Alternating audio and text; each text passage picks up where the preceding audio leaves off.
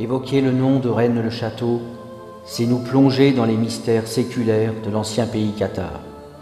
À travers le secret de cet étrange village apparaît en filigrane l'ombre des parfaits cathares, des Templiers et des Visigoths, qui occupèrent la ville de Rome, dont ils rapportèrent les trésors en Languedoc, à Toulouse et à Carcassonne. Sur cette terre sacrée du Razès, là où gisent encore de nos jours de grands secrets pouvant remettre en question notre vision des origines du monde. Rennes-le-Château est bien sûr l'arbre qui cache la forêt, car c'est dans ses environs immédiats que la terre rouge du Languedoc recèle toujours le témoignage d'un grand passé oublié.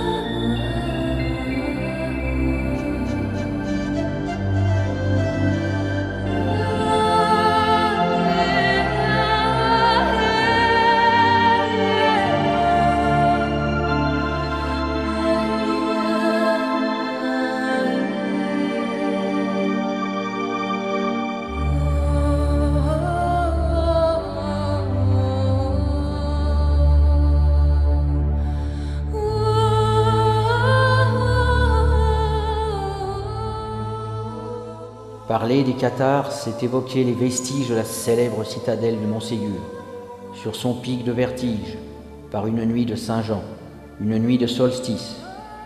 En Aude, la ville d'Alette, cette cité médiévale, témoigne quant à elle de la présence des maîtres juifs, les kabbalistes, qui ont gravé dans sa pierre les plus hauts secrets de la Torah, qui attestent de la présence, cachée sur cette terre bénie des Pyrénées, de la Ménorah, et de l'arche d'alliance rapportée en France par les anciens Templiers.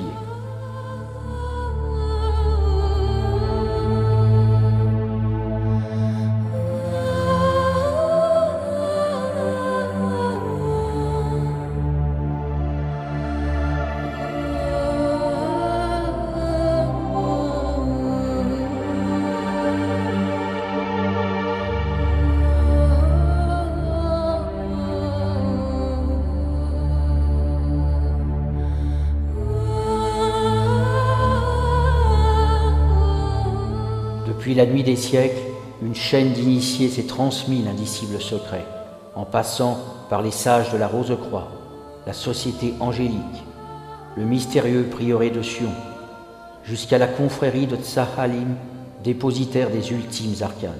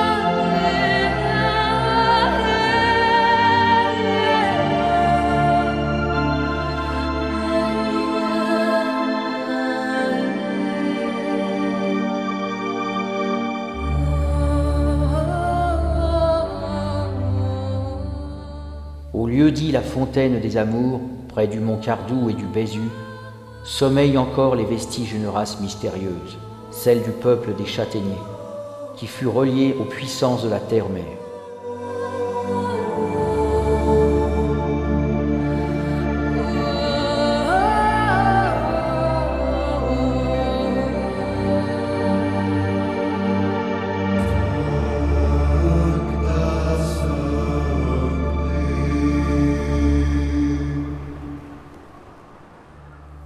ce moment, le pays cathare est en pleine montée vibratoire.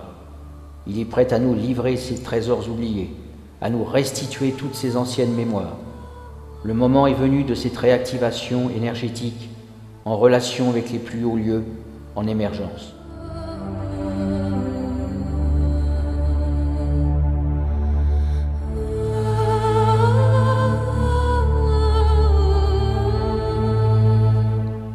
Il existe en pays cathare, près du célèbre village de Rennes-le-Château, une étrange montagne qui se nomme le Pech de Bugarache, dominant le bourg du même nom. En arabe, ce nom peut se traduire par « Père des pierres ». Ce pic porte en lui une prodigieuse aventure dans le temps et dans l'espace. Sur chaque route, sur chaque chemin, en tout lieu du département de l'Aude, le Bugarache apparaît comme une sorte de centre du monde, de centre de toute chose. Il est difficile de décrire avec des mots la vision de cette montagne. Elle se dresse toujours au milieu du paysage, superbe de brillance, sur un fond de ciel bleu.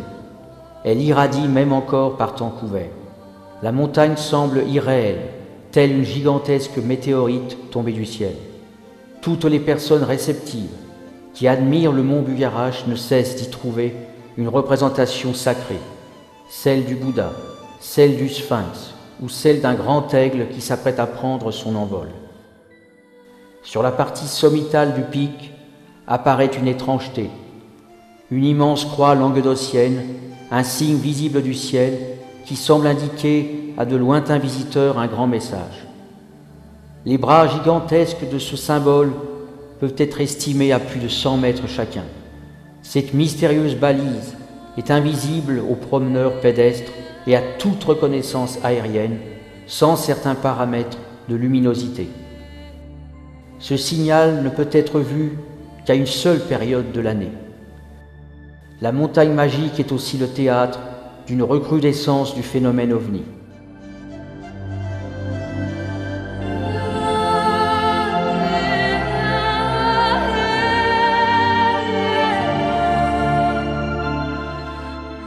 La rumeur locale affirme que d'étranges engins volants empruntent souvent les vallées de la Salse et de la Blanque et se perdent en un point mystérieux du site. Des nuages se forment d'une manière anormale, des éclairs zèbrent le ciel à l'horizontale et des orages imprévisibles éclatent sans cause apparente.